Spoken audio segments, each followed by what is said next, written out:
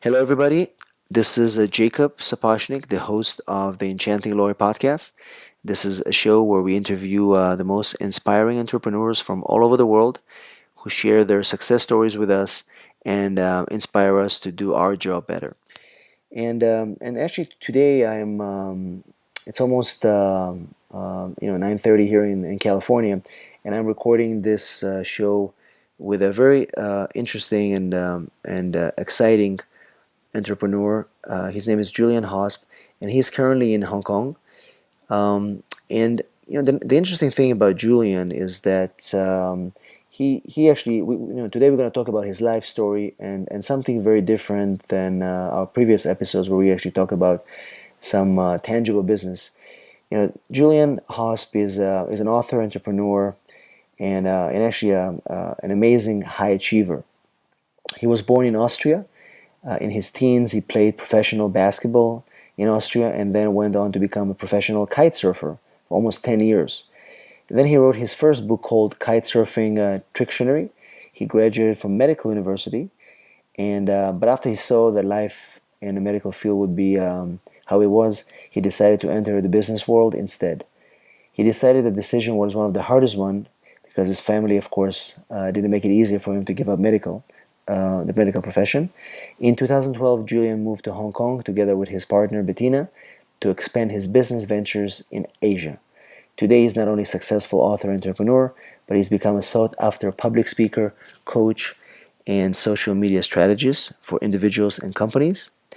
And his life motto is there is no work-life balance, it just hustle. And he's about to release a very very interesting book and 25 stories I would tell my younger self. And I'm very excited to have Julian here on the show. Julian, welcome. How are you doing today? Hi, Jacob. Hey, it's a real pleasure to be on. Excellent. And what time is it in Hong Kong right now? Well, right now it's perfect. It's just lunchtime here. So I Oh, know it's nice. evening there. Here it's Exactly. lunchtime. So Yeah, it's perfect catching time. you before you eat. So, I gave a little bit of an intro for you. I mean, like I said, a lot of our listeners are professionals. We go to work every day and we have kind of we have kind of a routine. And for me, it's very exciting to speak with you because you live the life of what many of us would like to do. I mean, you travel. We call you people like you the suitcase entrepreneurs. So why don't you tell us a little bit about your story? I mean, again, you're a professional. You're used to be a doctor, or you're trained to be a doctor, and you left everything and you started a very different path. So why don't you tell us a little bit about all this and what made you do what you're doing today? Sure. Yeah, like you said in the intro, I grew up in Austria, and I think like many entrepreneurs, I was always or entrepreneurs to be. Hmm. I was always very stubborn, especially when I hit puberty, and I was very strong-minded. I Part of that was that I didn't want to listen to anyone, and I had this dream and idea that I always wanted to go to the US. I wanted to play basketball there, and I wanted to do that. And I think Right. that was a very very decisive time because when I was 15, I got ripped out of anything that I was familiar with. I suddenly had different friends, different family, had a different school, had different parents because I had new host parents there. And I think had I known before I actually did that, how difficult that little time there was, I probably wouldn't have done it. But I did it, and I think it prepared me for a lot of changes and dramatic changes later on in life. And that kind of laid the groundstone for why afterwards I had such really fierce changes in my life path from doing medicine, being a Right. professional surfer, suddenly quitting all that and starting your own business. I think the groundstone was laid in the US. And so, when you decided to move to the U.S., what is the main reason that you chose this place as a place to kind of test out some of your business ideas?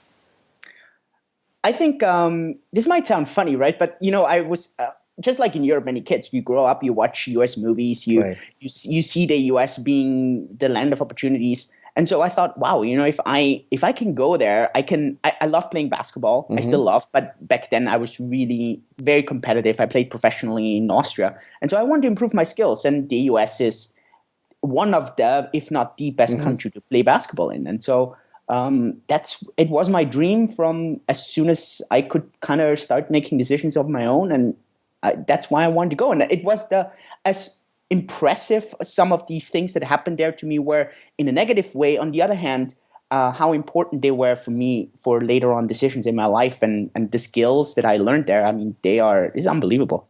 I think that was key.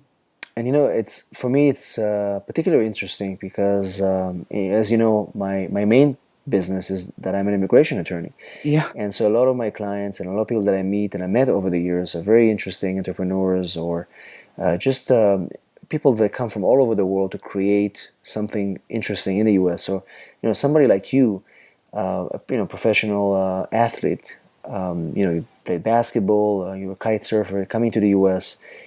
It's just interesting for me to see that what you brought here and what you took away with you when you moved. I'm curious. I'm always curious, and I always ask my clients, after you spend so many years in the U.S. and you're about to take your next step, what do you think was one or two things that you took away with you after spending some time here in America?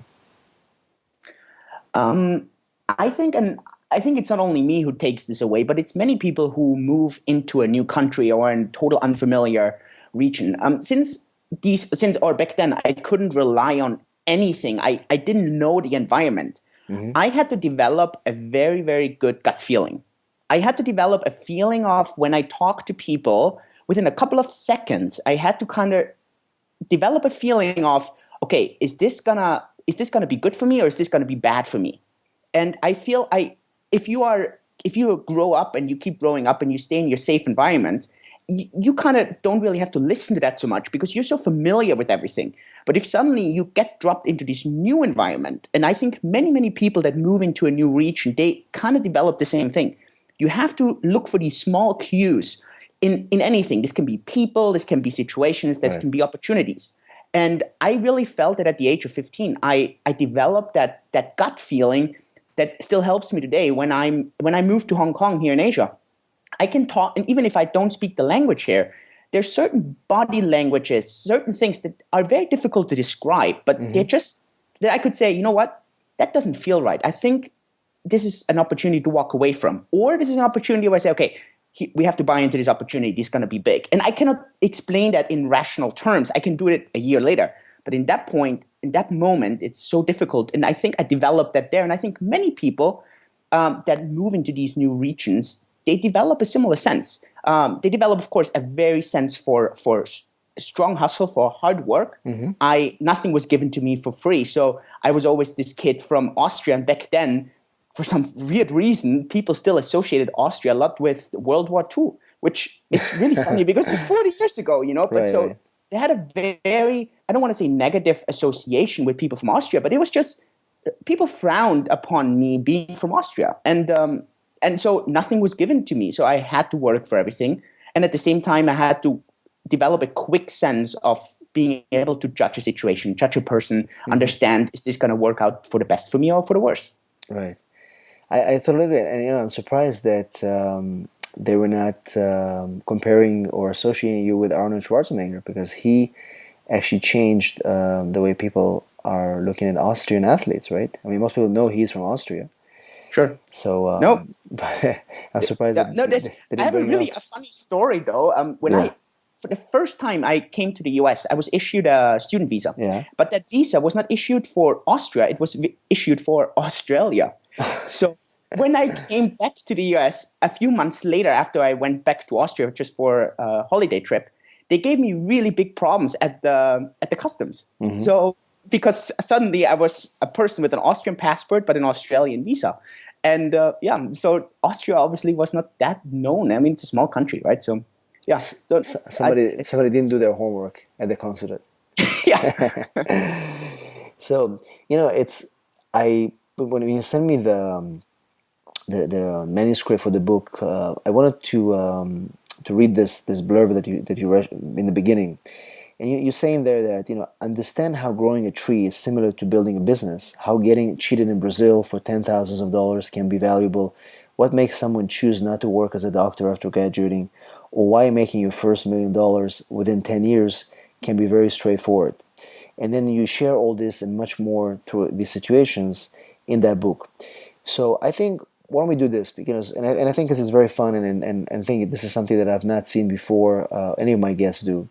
There's 25 stories. They basically kind of take you, this is your life, Mm. and things that happen to you, but also you learned a lot of things. So why don't you tell me a little bit about the tree So, story? There's a thing that you mentioned there, the tree story, sure. learning delayed gratification. Maybe kind of we can go through these stories. I'm going to choose a few of them. Maybe we can kind of you can summarize them, and then Yep. let's take the lesson that you took from each story. So I'm Sure. curious about the tree story. Yeah, so very early in my life, that was the time when I was even before elementary school or in elementary school. My mom was a very important person in my life. My Mm, dad was a full-time self-employed architect. He still is. So right, he was extremely busy. And my mom was a stay-at-home housewife and took care of my sister myself. So without her, neither my sister nor myself could have developed the way we did because she really took care of everything. Now, my right, mom had these really weird principles. And some of these principles, they come from her time being a farmer, growing up on a farm. And so when they grew up, they were not necessarily poor, but life was quite tough when she grew up. And so she kind of instilled those same thinking patterns into my sister and myself. And so on one of these stories was that as a homework from school, we got the homework as little kids to grow a tree. hmm, And not a tree where you buy a little tree, but really you buy the seedling. And so I got a little peach seedling, and we had to grow this tree. Now, my mom had always made me work for tasks. So, for example, she said, okay, if you swim back and forth in the pool and you do it 10 times, you get an ice cream. So she would right, try to instill that sense into me. Nothing in life comes for free. You have to give in order to get.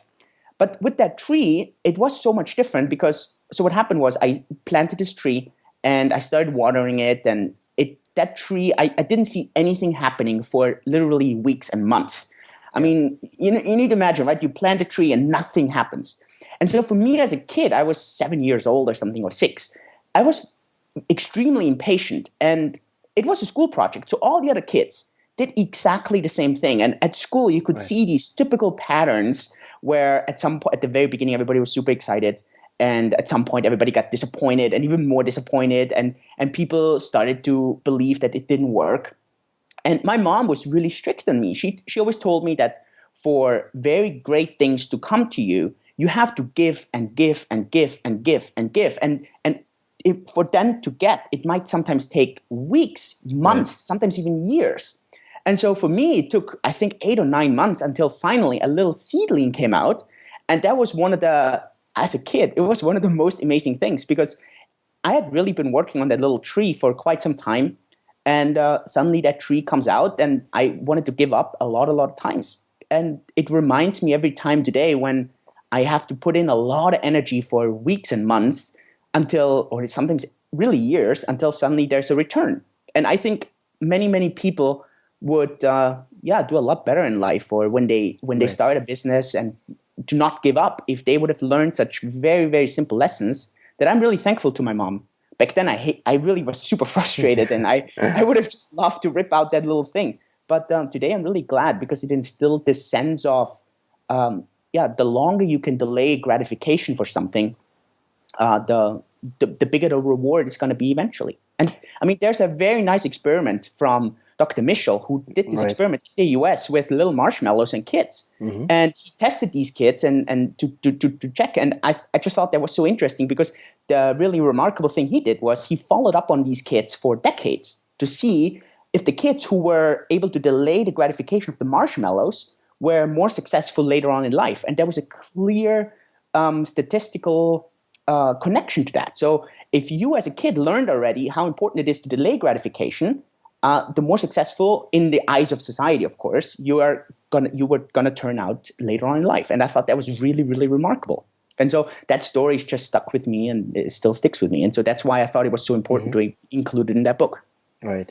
And I think it's again, it's something that we often take for granted. But if you think about it in a more kind of a general way, you can see that most things require time, and you have to wait. So I Yep. like that. Um, how about your basketball story? Yeah, so my mom had a really big influence on me until I was starting to hit puberty. Right. And then I think, like many teenagers, you just try to find your own way. And for me, this meant that I wanted to do a sport that was very untypical for Austria. In Austria, skiing is really big, or soccer, football. And so I said, okay, I don't want to do either of those. I'm going to do something that's not very typical, just because I want to be non-typical there, right? So I started playing basketball, and I had some really good friends, and I mean, it was a very nice team spirit. Now, the remarkable thing of there was we had a coach, and his name was Barney, and he was very feared by many of us. We were around 13, 14 years old, so we're becoming men, but at the same time, we were still, a bit boyish. But he was brutal when it came to training us. He was this really feared coach that you would see in movies, that is this really tough coach, and rips the players apart. And so there was this one scene where we were training, and it was summer preparation for the season. And I was already a bit exhausted from the day, and it was really hot outside, and I probably wasn't well hydrated. And so we were having this training, and he let us run sprints. So it was like you go for a basket. If you miss, you have to run. You shoot again. You miss, you have to run. And it was back and forth like this. And so after halfway through the training, I was already feeling dizzy, and I was not feeling so well. And along the way, it got worse and worse and worse. And at some point, I was just standing there, and I was really close to collapsing. And Barney wanted me to run. And I told him, I said, hey, coach, I can't run anymore. I'm really exhausted. I can't do it. And I thought he realized that I was really, really done and exhausted. And I was 14 years old. So he came to me, put his arm around me, and he looked at me and he said, son, don't you ever tell me that you cannot do something. Until you're lying on the floor puking, you're going to tell me that you don't want to do something. And if you tell me you don't want to do this, then leave my team, because I don't want to have losers on my team like you who don't want to give it all. And Wow. that was so impressive to And me. you were 14 when he said that. I was 14. Wow. Yeah. So he came to me, and it was like a blow in the face. And I didn't want to I didn't care about him at that point, right? But I didn't want to let myself down, and I didn't want to let my team down. And it was so impressive that even today, I have a hard time telling anyone that I cannot do something. Because at the end, what happened there was I kept running, and at the end, I was lying on the floor puking, and it was one of the most humiliating and embarrassing things that happened in my life. But at the same time, it was so valuable, because I hear so many times today that people tell me, no, I can't do that. I can't do that. I can't do that. This is not true, right? It's just a limit Right. it's a limiting belief system. And Absolutely. so, yeah, people should change their word and say, I don't want to do something, or ask, how can I do it? How can I still do it? Yeah, it's always easier just to say I can't, and just make yourself. I was talking to John Assaraf, one of the people that were interviewed in the movie The Secret, and it's all about the beliefs. It's all about how you train your brain to react. And again, the level of I can or can't is so different for each individual. And I think this example is very interesting because even as a kid, if you get that so early in life, it's going to be much easier for you to meet challenges as you continue to progress in your growth. So I think for you, it Totally. definitely helped. No, You know, totally. I think it's so important. And for me back then, this was absolutely normal. I didn't think much of it at that point. Today, when you read self-development books or self-help books, right, there's such a focus on this because it's so difficult once it is established in your belief system to use these words or to use that belief. It's so difficult to change that thinking pattern. But when it's so easy to shape, and when you're so young, you just accept it, right? You accept, okay, no, I'm not going to use this word. I can't anymore. No, from now on, it's I don't want to use it anymore. You ask, how can I still do it? And so that was it. And so that was one of the things, right? That's why I want to have this book, or that's why what I always try to teach people is you need to develop that as early as you can, because patterns or daily habits are like a tree. The longer it grows, the more difficult it is to change it. So yeah, you should change it as soon as possible, and was one of the key takeaways. Yeah. Very nice. Why don't you share with me the medicine story? A doer beats the Yeah. thinker, because I think this is kind of like a period in your life where it must have been very difficult to do what you've done at that time. So yeah, so then after the US, I came. So that was a really difficult time as well, because in the US I had this. I wanted to study in the US. I wanted to stay there, go to college there, get my graduation in the US, and I had everything lined up for that.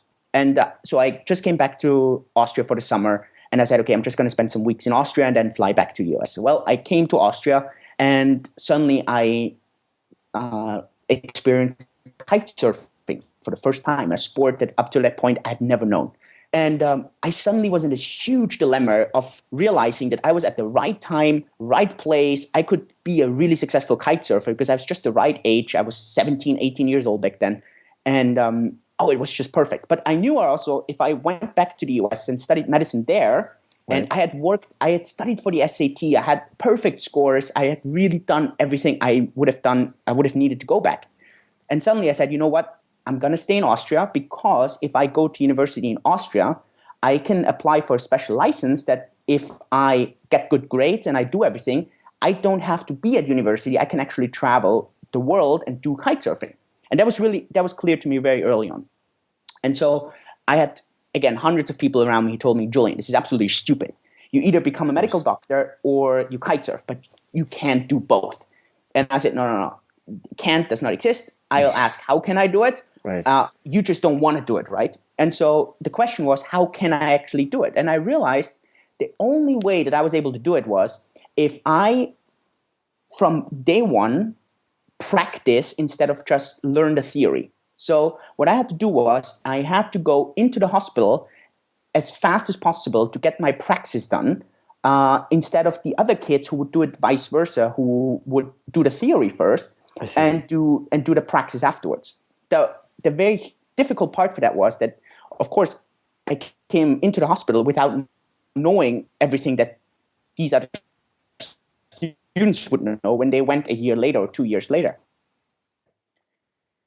And there was nothing legal about what I did. It was Right. totally fine. It was just that people didn't like going to the hospital, having to learn by doing. They rather wanted to know everything up front and then execute their knowledge. And I didn't have time for that because I couldn't travel the world, right? So I had to do everything really quick. And I had a professor there who, he just made me miserable because I didn't know as much as he expected me to know. But on the other hand, this was the only way that I was able to combine those two things. And so I still believe today, if you sit there and you know all the theory and you have all the knowledge, it's not going to get you anywhere. You need to execute. You need to apply that knowledge. You knowing but not doing is the same thing as not knowing. And I think that's such a powerful statement, but most people just don't live by it. And I really lived by that, especially during that time.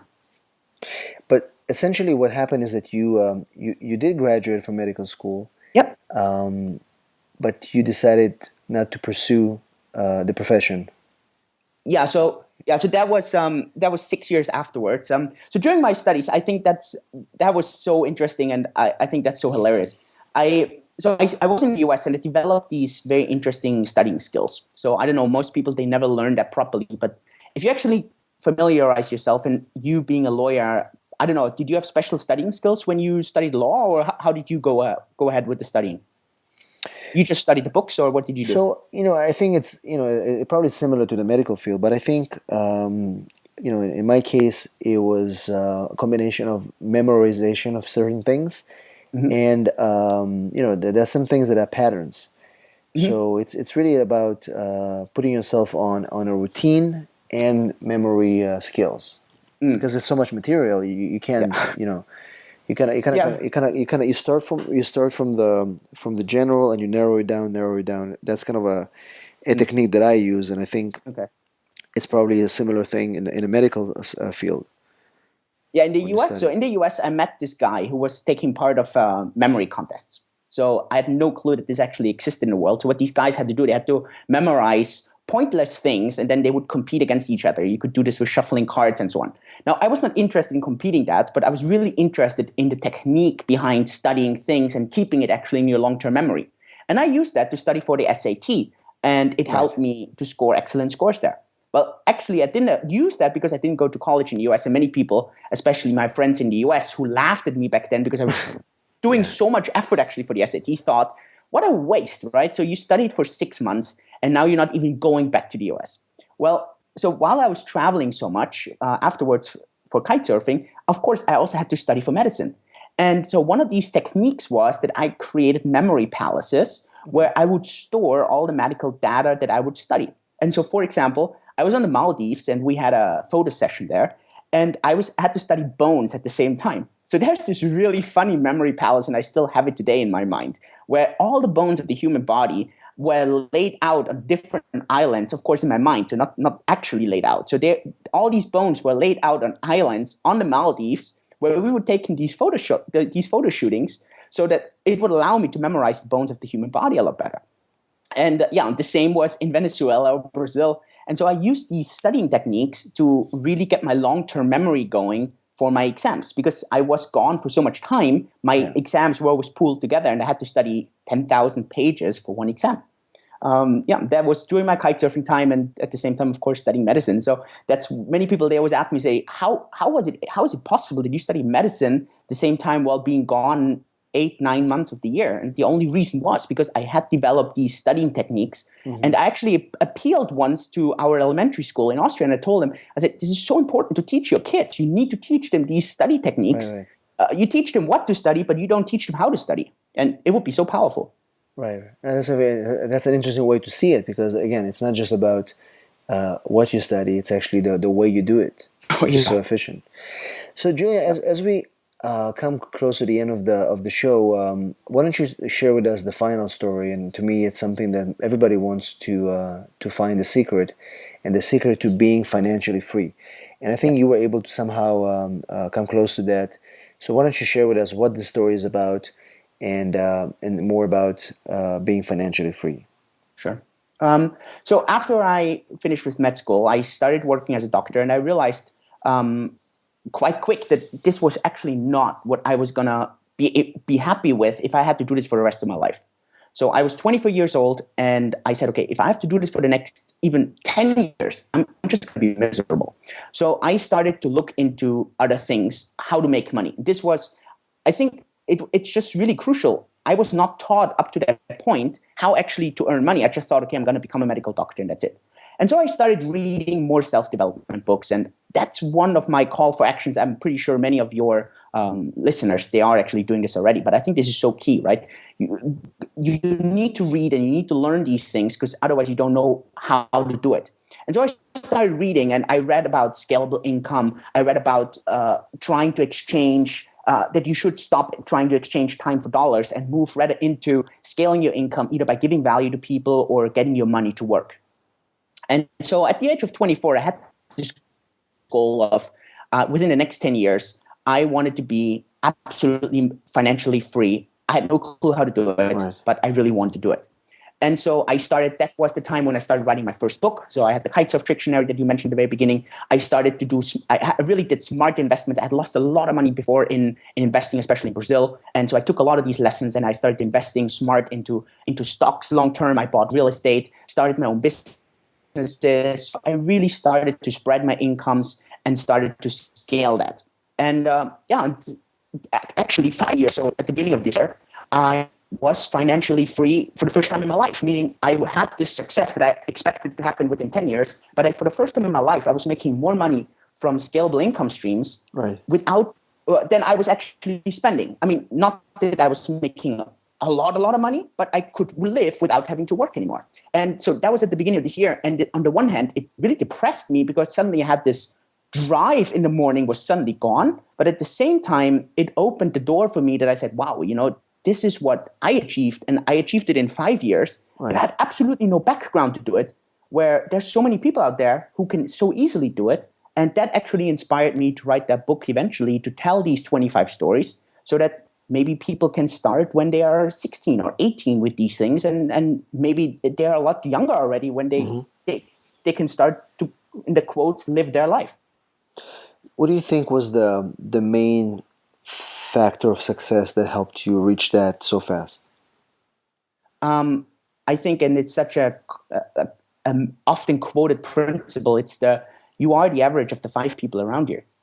And it's a quote that is so often quoted, but so few people actually execute it. Correct. And you are the average of the 5 people. So if the average around you is not financially free, chances are you are not either. If the average around you is a medical doctor, chances are you are an average doctor. You are a medical doctor. This is just the law of the average of the 5 people. And so what I did step by step was replace those 5 people around me with people that were more successful than me, had more scalable income than me, were financially free. And this was very painful, hurtful, because some of them were really close friends. But it doesn't mean that I'm not talking to these friends anymore. It just means that I try to be around people who are successful, who are what I want to have. And I think that is the key principle. So if you're ever listening to that, if you're ever listening to this podcast and you're listening and asking yourself, okay, so I want to achieve X, Y, Z, the first thing I would do is look on Facebook, look on LinkedIn, look for people around me who have this already and that I can try to reach out, try to get in touch, learn from them. And just by the law of the average of the 5 people, you're going to move closer there if you have the motivation to do so. Oh, very interesting. And of course, I heard that before, but I think the hardest part is actually the implementation. And it's true in everything that you do, whether you're professional, whether you want to be a successful attorney or a consultant. You definitely want to strive to be around people that are already doing it, and as opposed to the people that are lagging behind you. Absolutely. Yeah, totally. So Julian, your book is coming out next week. We'll make sure to link the Amazon link in our show notes for people to be able to get it if they're interested. And like I said, very interesting, very inspiring. I think you are doing great things, and there's definitely probably more to come. Anything would you like that you want to share with our listeners as we end the show? The last thing that I would love to share is don't dwell in the past. For you to move into a next chapter, you have to close your past chapter, and don't remorse about mistakes you made. They're in the past. Learn from them, move forward, and knowing is not much worse if you don't take action on it. So that would be my call for action. Excellent. I love that. Thank you so much, Julian, all the way from Hong Kong. Enjoy the rest of your afternoon, and thank you for taking the time to share your story with us. Thank you, Jacob. It was a pleasure. And thank you to our listeners who tune in every week. Send your emails, your comments, your suggestions. We value you, and we look forward to sharing our next episode with you. Have a beautiful night, and we'll see you at the next episode.